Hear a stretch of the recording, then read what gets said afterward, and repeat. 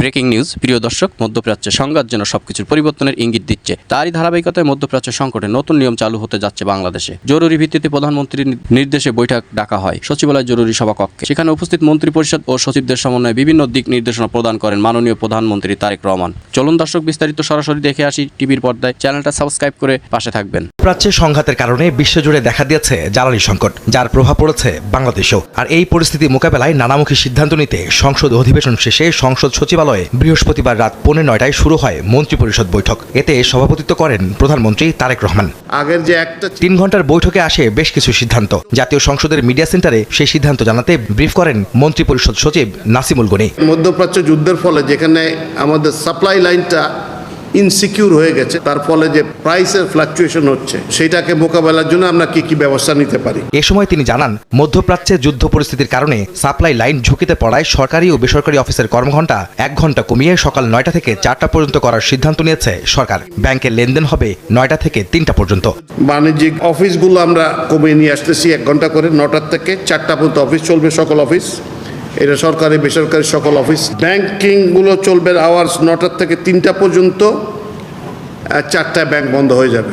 জরুরি প্রতিষ্ঠান ছাড়া বাণিজ্যিক প্রতিষ্ঠান ও শপিং মল সহ সব দোকানপাট সন্ধ্যা 6টার মধ্যে বন্ধের নির্দেশ দিয়েছে সরকার। এমনটা জানিয়ে মন্ত্রিপরিষদ সচিব বলেন, সরকারি খরচে নতুন যানবাহন এমনকি কম্পিউটার সামগ্রী না কেনার সিদ্ধান্ত নেওয়া হয়েছে। দোকানপাট 6টার সময় বন্ধ হয়ে যাবে সব। দোকানপাট বলতে শপিং মলও তার মধ্যে পড়ে। 6টার পরে কোনো মার্কেট চলবে না। খাবার দোকান, ওষুধের দোকান, এইরকম জরুরি যেটা অর্থবার্ষিক সবার সবসময় যা থাকে সেগুলো খোলা থাকে। কোনো রকমের বেসরকারি বিবাহ বা কোনো উৎসব উপলক্ষে কোনো আলোকসজ্জা করা যাবে না। সরকারি কিছু ব্যয় হ্রাস কমানো হচ্ছে আগামী 3 মাস পর্যন্ত। সরকারি কোনো নতুন যানবাহন ক্রয় করা হবে না, কোনো জলযান ক্রয় করা হবে না, কোনো আকাশযান ক্রয় করা হবে না, কোনো কম্পিউটার সামগ্রী ক্রয় করা হবে না। এছাড়া অভ্যন্তরীণ প্রশিক্ষণ যেগুলো আছে সেগুলো 50% বন্ধ করা হয়েছে। সরকারি অর্থায়নের সকল বৈদেশিক প্রশিক্ষণ বন্ধ করা হয়েছে পুনরাদেশ না দেওয়া পর্যন্ত। সভা সেমিনারে আপ্যায়ন ব্যয় 50% হ্রাস করা হয়েছে। জ্বালানি, বিদ্যুৎ, গ্যাস এই খাতে আমাদের যে ব্যয়টা হতো সরকারের, সেটা আরও 30% কমানো হচ্ছে। এছাড়া ভ্রমণ ব্যয় যেগুলো প্রয়োজন নেই সেগুলো কমাতে বলা হয়েছে, এখানে আমরা 30% হ্রাস করে দিচ্ছি। তিনি জানান, শিক্ষা প্রতিষ্ঠানের বিষয়ে সিদ্ধান্ত আসবে রোববার।